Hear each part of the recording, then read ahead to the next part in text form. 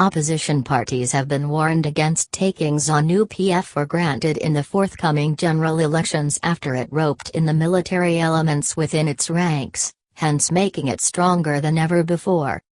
Serving and retired members of the Zimbabwe Defense Forces, ZDF, were among the most notable winners at an extraordinary congress convened by ZANU PF in the capital in December last year as they emerged with influential party posts.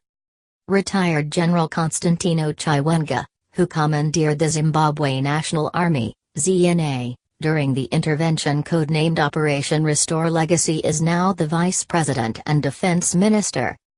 ZNA top officer, retired Lieutenant General Ngilbert Ryuj landed the influential position of ZANU PF National Political Commissar, while new cabinet ministers, former Air Force of Zimbabwe Commander Prince Shiri and former ZNA Chief of Staff Subizizo Busimoyo were roped in as committee members in the Politburo. The development caused consternation within the opposition ranks amid fears that the soldiers will not allow a smooth transfer of power should President Emmerson Mnangagwa lose this year's elections.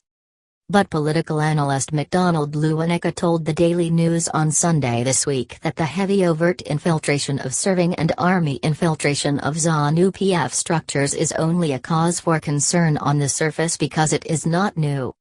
The ZANU PF commissariat has always been staffed and managed by large amounts of military personnel, so the fear rather than being on transfer of power, which the ZANU PF commissariat cannot stop, should be on the formidable organizational, logistical and strategic skills that these people are bringing to the party, bearing in mind that the people who have been appointed have always been soldiers and politicians, Lewanika said. Lewanika said it was highly unlikely that soldiers who have now joined politics would influence transfer of power, ostensibly because their deployment to clear roles in ZANU should be viewed as a good thing, in the hope that those who have stayed are less politically involved in civilian matters and are more professional. For campaigning, the tactics that these former army men will bring to bear may be concerning given previous experiences around military-led tactics from 2008, which saw the deployment of boys on leave and a violent campaign, he said. Lewanika, however, said given the overt involvement of the army, it may also mean that interested stakeholders will be on the lookout for violence and intimidation more now than in the past. Zimbabwean electoral stakeholders do need to be worried, but not just about violence but about the military precision regarding strategy and tactics that are now part of ZANU PF's campaign kitty. Political analyst Maxwell Songwayam concurred that ZANU PF will no longer be the same with the military element calling the shots.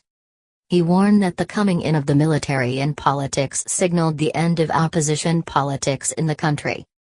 There is no way the war vets and military, who are the major sponsors of this change, would accept anyone to lead who is not Mnangagwa, Chiwenga or Joyce Mujiru. Forget Morgan Tsvangirai. Some political careers are ending while a lot of opposition opportunistic career politicians will be crossing floor to join a realigned ZANU PF, he said. Only last week some opposition officials such as Marion Chambo, who had joined former Vice President Joyce Mujiru's National People's Party, NPP, traced their footsteps back to the ruling party. The country's service chiefs have previously described the presidency of the republic as a straitjacket that can only fit on someone with Liberation War credentials. This notion saw them deny opposition MDC leader Tsvangirai victory in 2008 when he defeated former President Robert Mugabe.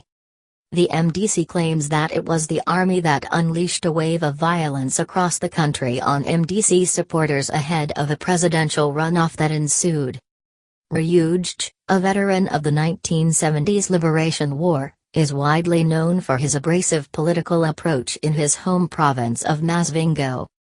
He replaced self-exiled former office bearer Saviour Kasukuwere, who was sacked along with Mugabe.